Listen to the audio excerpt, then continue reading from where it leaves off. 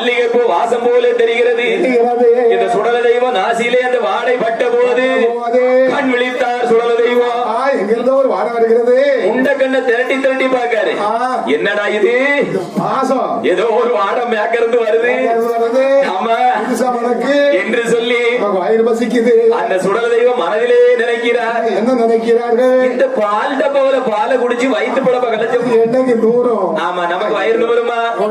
ஒரு நாள் வயிறு நிமிராது. செத்த ஆட்டுக்கு கண்ணு பெருசு, தாய் இல்லாத பிள்ளைக்கு வயிறு பெருசு. அதனாலே அந்த காலம் ஆமா இந்த காலம் என்னத்தை கொடுத்து வளர்த்தாலும் பிள்ளை வம்பாத்தம் அவன் எந்த பிள்ளையாவது திடனா இருக்கான்னு பாருங்க. கிடையாது. அந்த பிள்ளைகள இருந்த திடனே பேடுது எல்லாம் மருந்து. ஆமா விவசாயம் பண்ணும் போதே அங்க தூர் மருந்து. அது வயிற்றுக்குள்ள போனா அது என்ன பண்ணும்? ஆமா 40 வயசுல கை காலெல்லாம் எடுத்துக்கிட்டு போயிருது. இப்படியாக இந்த பிணவாடை பட்ட போது மாயாண்டி சுடல தெய்வம் மனதிலே நினைக்கிறார். என்னையா நினைக்கிறார்கள்? நம்ம இப்படி சும்மா படுத்திருக்கப்படாது. நாம தாயமர் கொடுத்தோம் தாயமர் கொடுத்தோம் நமக்கு கண்போட நாம மாதபால் கொடுத்தோம் நமக்கு மணிமுடல்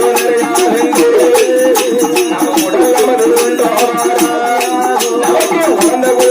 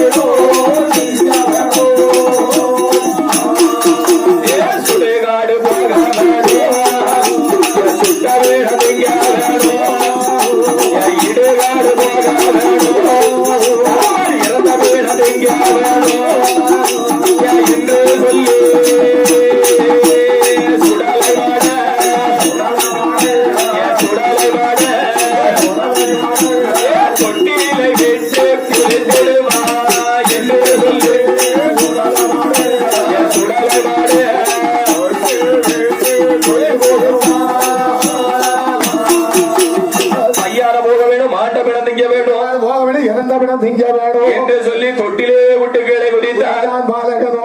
அந்த கதையெல்லாம் படிக்கும் போது பாத்தீங்கன்னா இந்த சாமியாரியில கொஞ்சம் வேகம் வந்துடும். ஆமா இவங்க என்ன செய்தது? வேட்டைக்கு போறதுட்டு அங்க இருந்து கை காலெல்லாம் பறக்கிட்டு வராங்க. இந்த கண் கட்டி வித்தெல்லாம் சுடலைகிட்ட நடக்குமா? அவர் மையானம் போனாரு வச்சாருன்னா அது அவர்கிட்ட வீரம் என்ன இருந்தது? நம்ம பில்லு தட்டினா கீழே விழுந்துருவோமே. சரி அவர் மண்டை ஓட்ட தீட்டு வந்தாருன்னு இவன் மண்டை ஓட்ட தீட்டு வரானே.